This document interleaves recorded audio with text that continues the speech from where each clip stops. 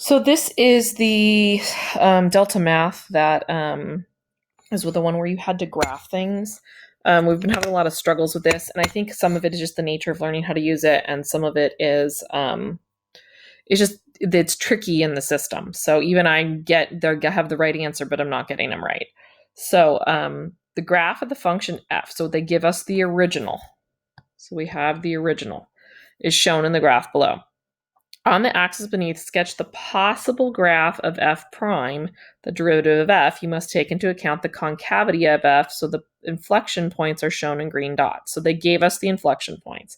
So I'm having to go from the original to the derivative, meaning I need to get the zeros, I look for horizontal tangents.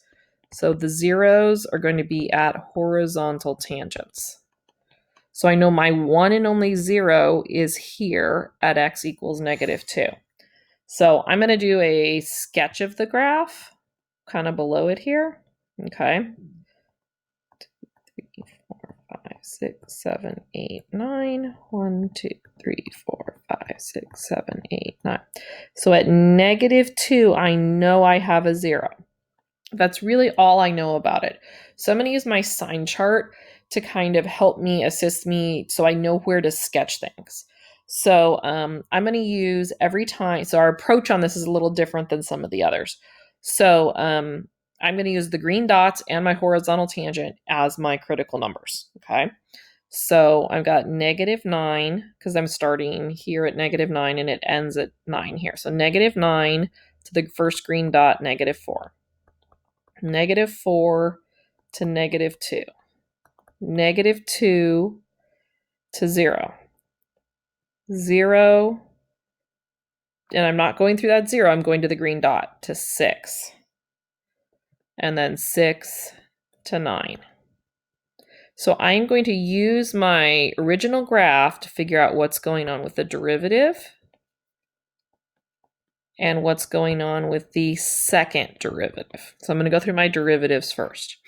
So I know that between -9 and -4, I am decreasing, which means that when I go to draw my derivative, my function should be below the x-axis. Between -4 and -2, I am still decreasing, which means when I go to draw my derivative graph, I should be below the x-axis. Between -2 and 0, I am increasing, which means when I draw my derivative, I should be above the x-axis. Between 0 and 6, I am still increasing. So when I go to draw my derivative, I should be above the x-axis. And then between 6 and 9, I am still increasing, so I should be above the x-axis. All right. I'm going to erase my scribbles on here. Okay. All right, now we're going to go through and look at all the concavity on the graph, because second derivative deals with concavity. So between -9 and 4, I am concave down, which means that when I go to draw it, I am going to draw the graph decreasing. So the relationship between the first and the second derivative would be a decreasing or an increasing in this context. All right. So when I'm between -4 and -2, I am I'm concave up, which means when I draw that in the derivative graph, I would draw something that is increasing. And then from -2 to 0, I am still concave up, so I would draw something that is increasing. Between 0 and 6, I am drawing something that's concave down, so I would draw something that is decreasing. And then between 6 and 9, I would draw something that is it's concave up, so I draw something that is increasing. Okay, so now I'm going to sketch this before I try to even sketch it in Delta Math. Okay, so so I know I have to draw something below the axis and decreasing. So below the axis between -9 and -4, I am supposed to be below the axis and decreasing up to that point.